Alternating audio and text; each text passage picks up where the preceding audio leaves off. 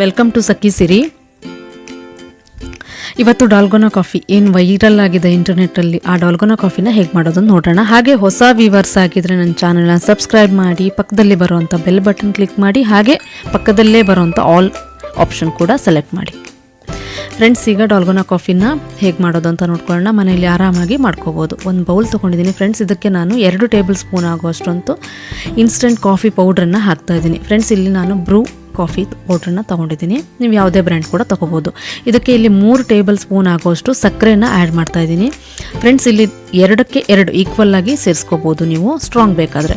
ಹಾಗೆ 2.5 ಟೇಬಲ್ ಸ್ಪೂನಷ್ಟು ಬಿಸಿ ನೀರು, ಬಿಸಿಯಾಗಿರೋಂಥ ನೀರನ್ನು ಆ್ಯಡ್ ಮಾಡಿದರೆ ನೀವು ನೀಟಾಗಿ ಡಾಲ್ಗೋನಾ ಕಾಫಿಯ ಒಂದು ವಿಪ್ಡ್ ಕಾಫಿನ ಆರಾಮಾಗಿ ಮಾಡ್ಕೋಬೋದು.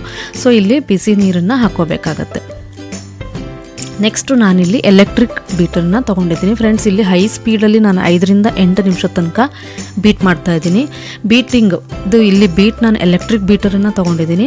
ಬಟ್ ನೀವು ಹ್ಯಾಂಡ್ ಬೀಟರ್ನ ಕೂಡ ಯೂಸ್ ಮಾಡ್ಬೋದು, ಇಲ್ಲ ಅಂತಂದರೆ ಸ್ಪೂನ್ ಅದನ್ನು ಕೂಡ ಯೂಸ್ ಮಾಡ್ಕೋಬೋದು. ಆ ಬೀಟಿಂಗ್ ಎಷ್ಟು ಚೆನ್ನಾಗಿ ಬರುತ್ತೋ ಅಷ್ಟು ಚೆನ್ನಾಗಿ ಫ್ಲಫಿ ಆಗಿ ಆ ಥರ ನಿಮ್ಮ ಇದು ವಿಪ್ ಕಾಫಿ ರೆಡಿ ಆಗುತ್ತೆ. ಫ್ರೆಂಡ್ಸ್, ಇಲ್ಲಿ ಏನಂತಂದರೆ ನೀವು ಎಲೆಕ್ಟ್ರಿಕ್ ಬೀಟರಲ್ಲಿ 5ರಿಂದ 6 ನಿಮಿಷ ಆದರೆ ಹ್ಯಾಂಡ್ ಬೀಟರಲ್ಲಿ ಅಥವಾ ಸ್ಪೂನ್ ಯೂಸ್ ಮಾಡ್ತೀನಿ ಅಂದರೆ ಮಿನಿಮಮ್ 15ರಿಂದ 20 ನಿಮಿಷ ಬೇಕಾಗುತ್ತೆ. ಇಲ್ಲಿ ನೋಡಿ ಫ್ರೆಂಡ್ಸ್, ಇದು ಈಗ ಚೇಂಜ್ ಆಗ್ತಾ ಇದೆ ಕಲ್ಲರು. ಫಸ್ಟ್ ಬ್ರೌನಿಶ್ ಆಗಿರೋಂಥ ಮಿಕ್ಸರು ಫುಲ್ಲು ಚೇಂಜ್ ಆಗಿದೆ. ಇಲ್ಲಿ ಇದು ರೆಡಿಯಾಗಿದೆ ಅಂತ ನಿಮ್ಗೆ ಗೊತ್ತಾಗಬೇಕು ಅಂತಂದರೆ ಪೂರ್ತಿಯಾಗಿ ಥಿಕ್ಕಾಗಿರುತ್ತೆ ಅದ್ರ ಕನ್ಸಿಸ್ಟೆನ್ಸಿ. ಒಂದು ಸ್ಪೂನ್ ತೊಗೊಂಡು ಯೂಸ್ ಮಾಡಿ ಮೇಲ್ಗಡೆಯಿಂದ ಹಾಕಿದರೆ ಅಷ್ಟು ಫಟಾಫಟಾಗಿ ಅದು ಬೀಳೋದಿಲ್ಲ. ಸೊ ಅದು ರೆಡಿಯಾಗಿದೆ ವಿಪ್ಡ್ ಕಾಫಿ ಅಂಥೇಳಿ ಗೊತ್ತಾಗುತ್ತೆ. ನೀವು ಹ್ಯಾಂಡ್ ಬೀಟರ್ ಕೂಡ ಯೂಸ್ ಮಾಡ್ಕೋಬೋದು, ಇಲ್ಲಾಂದರೆ ಸ್ಪೂನ್ ಕೂಡ ಯೂಸ್ ಮಾಡ್ಬೋದು. ಫ್ರೆಂಡ್ಸ್, ಈಗ ಸರ್ವ್ ಮಾಡಬೇಕಾದ್ರೆ ಒಂದು ಗ್ಲಾಸ್ ತೊಗೊಂಡಿದ್ದೀನಿ. ಫಸ್ಟಿಗೆ ಅದು ಕೋಲ್ಡ್ ಹಾಲನ್ನು ಯೂಸ್ ಮಾಡ್ಕೊಂಡು ಮಾಡ್ತಾಯಿದ್ದೀನಿ. ಅದಕ್ಕೋಸ್ಕರ ಐಸ್ ಕ್ಯೂಬ್ ಹಾಕಿದ್ದೀನಿ. ಹಾಗೆ ಹಾಲನ್ನು ಚೆನ್ನಾಗಿ ಕುದಿಸ್ಬಿಟ್ಟು ನಾನು ತಣ್ಣಗಾದ್ಮೇಲೆ ಫ್ರಿಜ್ಜಲ್ಲಿ ಇಟ್ಟಿರೋಂಥ ಕೋಲ್ಡ್ ಹಾಲನ್ನು ಇಲ್ಲಿ ಅರ್ಧ ಗ್ಲಾಸ್ನಷ್ಟು ಹಾಕ್ತಾಯಿದ್ದೀನಿ. ಹಾಗೆ ನೆಕ್ಸ್ಟ್ ಏನು ನಾವು ವಿಪ್ಡ್ ಕಾಫಿ ಅದನ್ನೇನು ಮಾಡಿದ್ದೀವಿ ಅದನ್ನು ಇದಕ್ಕೆ ಆ್ಯಡ್ ಮಾಡ್ತಾಯಿದ್ದೀನಿ.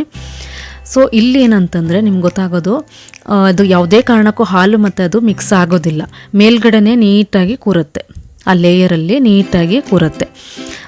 ಹಾಗಾದರೆ ಇದು ರೆಡಿ ಅಂತ ಹೇಳಿಬಿಟ್ಟು ನೀವು ಒಂದು ವೇಳೆ ನಿಮಗೆ ಇದರಲ್ಲಿ ನಾವು ಆ್ಯಕ್ಚುಲಿ ಸಕ್ಕರೆ ಹಾಕಿರ್ತೀವಿ, ಇದನ್ನು ವಿಪ್ ಕಾಫಿ ಏನಿರುತ್ತೆ ಅದರಲ್ಲಿ ಸ್ವೀಟ್ ಇರುತ್ತೆ. ಬಟ್ ಇನ್ನೂ ಸ್ವೀಟ್ ಬೇಕು, ಸ್ಟ್ರಾಂಗ್ ಫ್ಲೇವರ್ ಆಗಿದೆ ಅಂತ ಅಂದರೆ ನೀವು ಫಸ್ಟಿಗೆ ಹಾಲಿಗೆ ಸಕ್ಕರೆ ಹಾಕ್ಕೊಂಡು ಮಿಕ್ಸ್ ಮಾಡ್ಕೋಬೋದು.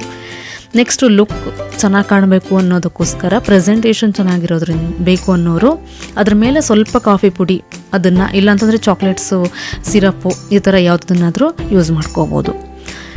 ಫ್ರೆಂಡ್ಸ್, ರೆಡಿಯಾಗಿದೆ. ತುಂಬ ಈಸಿಯಾಗಿರೋವಂಥದ್ದು, ಮನೇಲಿ ಕೂಡ ಮಾಡಿಕೊಂಡು ನೀವು ಸರ್ವ್ ಮಾಡ್ಬೋದು. ಇದು ನನ್ನ ಸಬ್ಸ್ಕ್ರೈಬರ್ ಒಬ್ಬರು ರಿಕ್ವೆಸ್ಟ್ ಮಾಡಿರೋದ್ರಿಂದ ನಾನು ಮಾಡಿ ಹಾಕಿದ್ದೀನಿ.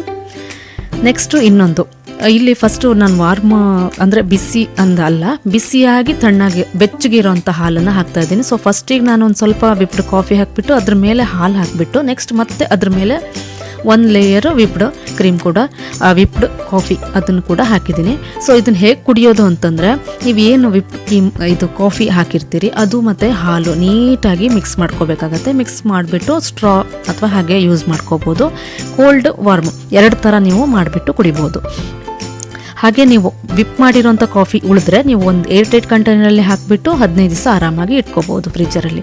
ಫ್ರೆಂಡ್ಸ್, ನನ್ನ ಇದು ಇಷ್ಟ ಆದರೆ ಲೈಕ್ ಮಾಡಿ, ಶೇರ್ ಮಾಡಿ, ಮರಿಬೇಡಿ. ನನ್ನ ಚಾನಲ್ನ ಸಬ್ಸ್ಕ್ರೈಬ್ ಮಾಡಿ, ಹಾಗೆ ಕಮೆಂಟ್ಸ್ ಕೂಡ ಮಾಡಿ. Thank you.